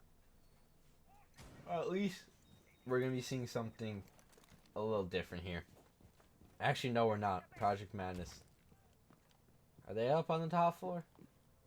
No, they're staff Middle room. floor. So yeah, we are seeing something a little different. Getting to see finally 3 sites played on a map tonight. But woo! Not 5 times watching Kitchen Service. Yeah. Kind of proud of that one. But what makes it hurt, in my opinion, is watching this Project Madness team playing like this. And looking at their strat, if I have to criticize it already, they're way too extended. They're trying to guard the whole first floor, it feels like. They're extended into tellers over there. I mean, Project Madness better be cooking something really, really well up here, or else it's going to get to desperation mode. As much as Banks is an attacker side map, you can't go 1 and 5. So, getting to see this coming up. Interesting spray from Ayana, but you know, everyone has their own thing. And just like that, Nunji on the Jaeger taken out almost instantly. Sledge already getting up verticals, and just like that, Soapy is also taken out on those bank stairs. So now we're gonna get to see the whole attack start to already get aggressive here. Pounds. They know that Project Madness is getting a little fearful. What a shot there by Kiru, but he's taken out by the one underneath. Juicy is trying to keep his team alive in 2v4, but with that kill, it should be obvious to Superlight that that site is all but open. They can cut and off we see the last that angle too. And we see Xer sitting on site. He's by himself. He knows that he has to hold down the site because his teammate is off of site. He knows that he's in a horrible situation for himself, but he knows that it's not impossible. Juicy pick up another huge frag though. Into the 2v3 as Buck will drop the hatch. He's going to get aggressive here with the defuser, and just by getting that pick onto Xer, he's going to get the plant down. Coverage by the hatch. Juicy left underneath all by himself. Maybe he can pick up this one behind. He can't. Zero looking straight onto the site where Juicy will be walking. Sledge on the flank if this fails. And Zero doesn't need any help. Project Madness. Nothing to say here. Superlight. the worlds to say. They are playing a lights out game. They are turning off the lights that make them super. They are performing way above the spread, as my fellow bettors might like to say. Moving on. Yeah. Not the situation that you want to be in, as I mentioned. This is a horrible situation for Project Madness. I mean, this is probably the worst case scenario right now. But if you're Superlight, you're going into this, you're thinking, wow, we are smashing last season's first place team. We are.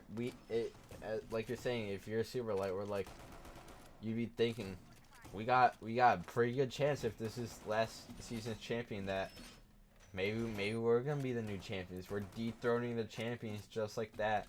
If I remember correctly, did Project Madness even drop a map last season? Yeah. They lost Clubhouse to Space Shubes, who came in 3rd place. And then they also lost one map in the grand finals. I think that might be it, though. So they didn't even lose a match Well, they did. against Shoes. Yeah, that was a regular season match. And then at that point, Project Madness, which was Pang, just decided to turn on the Jets in the playoffs, and they kind of rolled through. But now, moving forward, we're gonna see Nunji here getting about as aggressive as you can. I don't know if that's the correct move, but if you're Project Madness, I mean, you don't really have a choice. You need to find something happening, and it looks like they are doing that. Of course, 2 picks on the board, make that 3rd, and make that 4th. But think of boosting herself. Maybe she can get. No, she can't. Thatcher getting the refrag, and he's stuck in a 1v4 all by himself. Yeah, I mean, being left in a 1v3, I mean, this is a little hope for Project Madness. Now showing that they have a little bit of life in them. They're not completely dead in the water, but it would be a very, very large task to ask for them to come back from this. I don't know if this is necessarily the salvageable part that we would like to see, but we did see a 1-5 comeback in a game previously. But We'll have to see. And just like that, Juicy helps his team to a 1-5 hat. What a half by Superlight, though. 5-1. They looked unstoppable. Now they just gotta translate to defense. You can always have that one bad round, but now it's time to turn on the Jets if you're Superlight. And one thing, while looking at the stat sheet from last season, that I would like to point out, or I guess whatever you want to call it, Project Madness, then known as Mr. Pang Esports #1 worldwide, didn't lose a single match that counted for their standings. They lost a match to Space Shoes, but they were already locked into the #1 seed at the time of that match. So, what I'm trying to say is, if Project Madness loses this match, this is their first game, and at least one season, if not going back all the way to the first season championship in those playoffs, that Project Madness has lost a game that has actually mattered to their standings and playoff chances, which would be something else. yeah,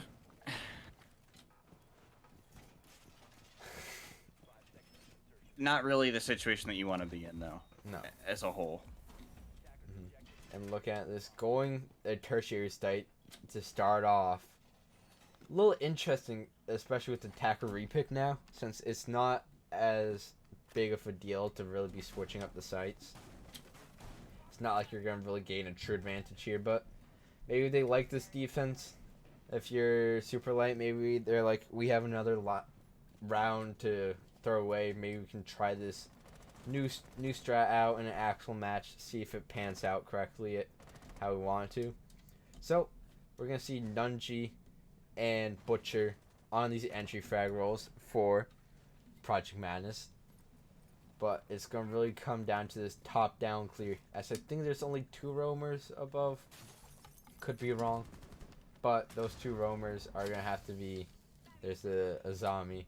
They're gonna have to be the ones that really stop this aggression. Castle already taking in damage here on the defense as Xer, Butcher, Juicy, and pretty much the whole team actually is dead. Project Madness stuck in a 2v4. Castle still alive and well. Not in the round for Project Madness. Nunji pushing down the stage. I don't want to discount anything that Superlight is doing, though. I mean, they've been playing great. They've been playing great Siege, and I've heard word that they have a sub as well for them. So it's not just the sub thing. I mean, Oh my god, what a shot.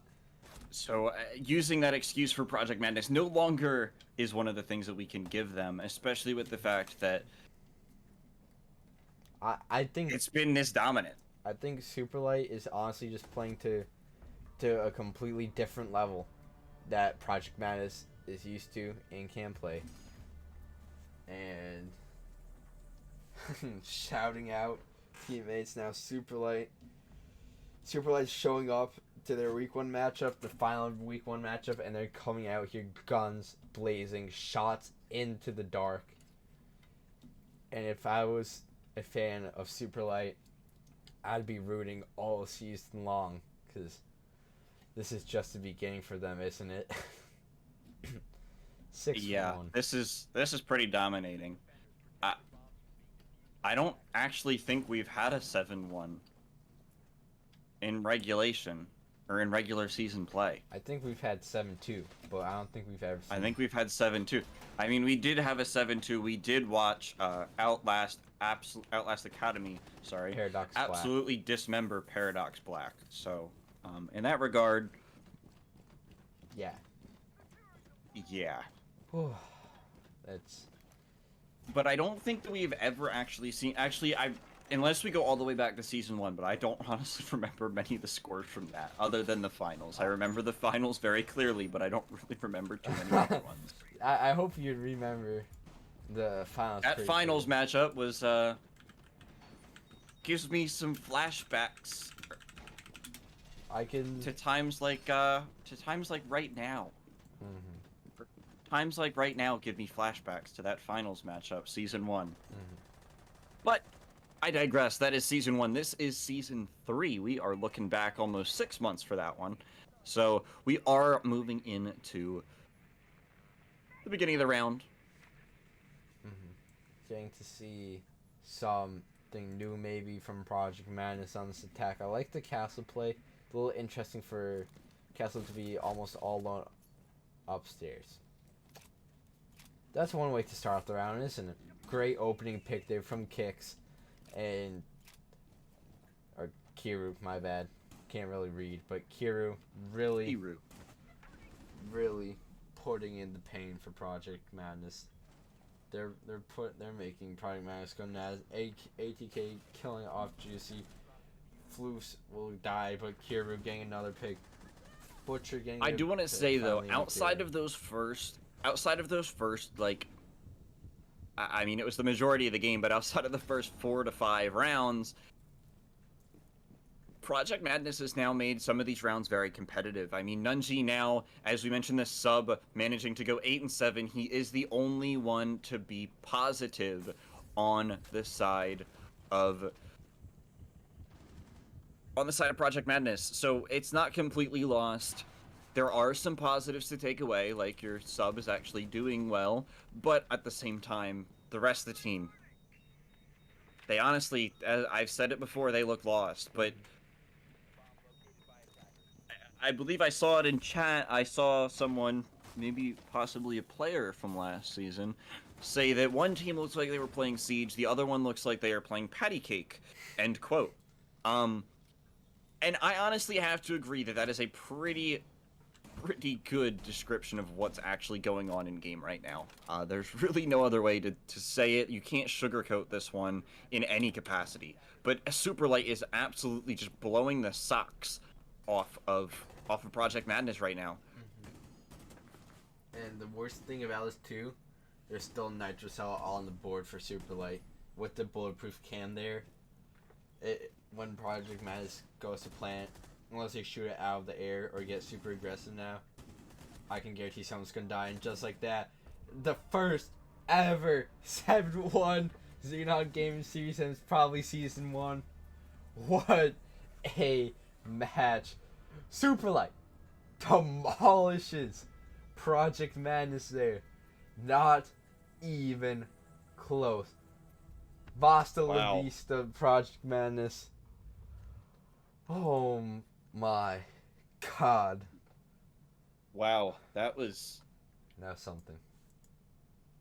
That was something else. I have no words for what we just witnessed. I think I think someone will have words on Superlight in just a few minutes, right?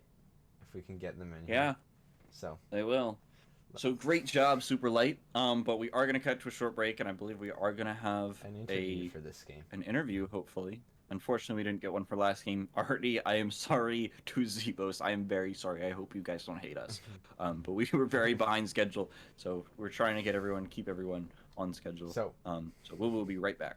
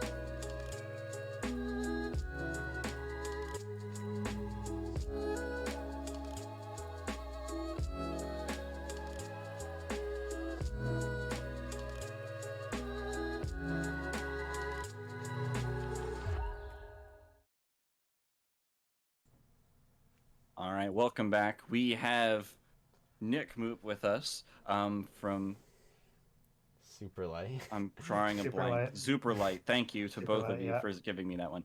We have Nick Moop, the coach from Superlight. He did not play in the Yep. game, but we have a coach interview.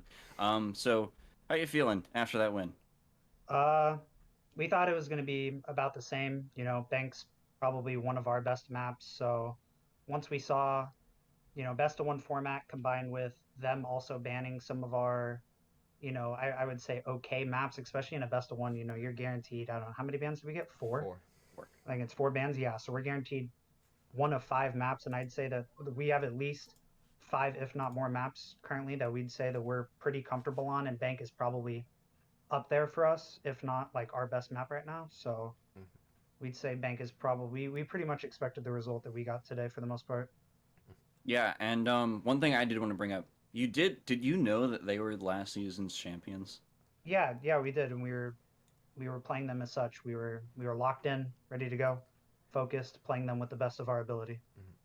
So, going into that, Project Madness did play Bank a few times. Did you consider that into your VOD reviews? Do you guys VOD review before this matchup, or do you go in just knowing that they're the last season's champions and that it should have been a good matchup? We do VOD review quite a bit. We look at teams that catch our interest. Project Madness was one of those teams. We knew were the champions. We managed to pick up some VODs of them watching Bank. We studied some of their strats. I believe they were different, but they were still playing to the same sort of style tendencies. So we were able to build, or Cohen, who is our IGL, was able to build sort of stylistic attack counters during the rounds. So I would say that that probably benefited our attacks quite a bit for the most part. We weren't going in blind, we weren't going in dry. We do put in the prep work beforehand, no matter what team it is. Going into week 2, I don't have it up with me, but you obviously are looking as a top team, if not the top team in the league right now. What do you have to say, if anything, to your opponents coming up in the next few weeks? We'll take on whoever. We'll play them to the best of our ability. We respect any opponent, no matter how it is, no matter the outcome. We always play to our best ability, and that's what we like to pride ourselves on for the most part. Well, thank you so much for your time tonight. Best of luck to Superlight with their upcoming matches. Hopefully, we'll get to see you back in this interview this week. I do have one more thing. Do you have anyone you want to shout out? Anyone on the team you want to shout out? Any social media you want to plug real quick? Rival, ATK Rival, he's our sub. He's LFT. We're trying to find him a home currently. He's playing with us right now. But that's my boy Rival. We're trying to find him a good home where he could belong at. It's good to hear. I mean, it looks like he'll find a home very shortly with that performance that he had tonight. So I hope he does. Thank you. Well, thank you for coming in, Nick. We hope we get to see you guys back in here soon. However, that does bring an end to tonight. However, I'm sure if you have been paying attention to the season, you know that we usually play on Mondays, or Sundays, Mondays, and Thursdays. Tomorrow there is no game as it is Independence Day for my fellow Americans. So we are playing on Tuesday, the following day, starting at 7:30 and 9 p.m. Eastern as well. Otherwise, we will see you on those days. Hope to see you then. Thank you, everybody. Yeah. Yep. Thank you, guys. Yep. See you later. Auf Wiedersehen.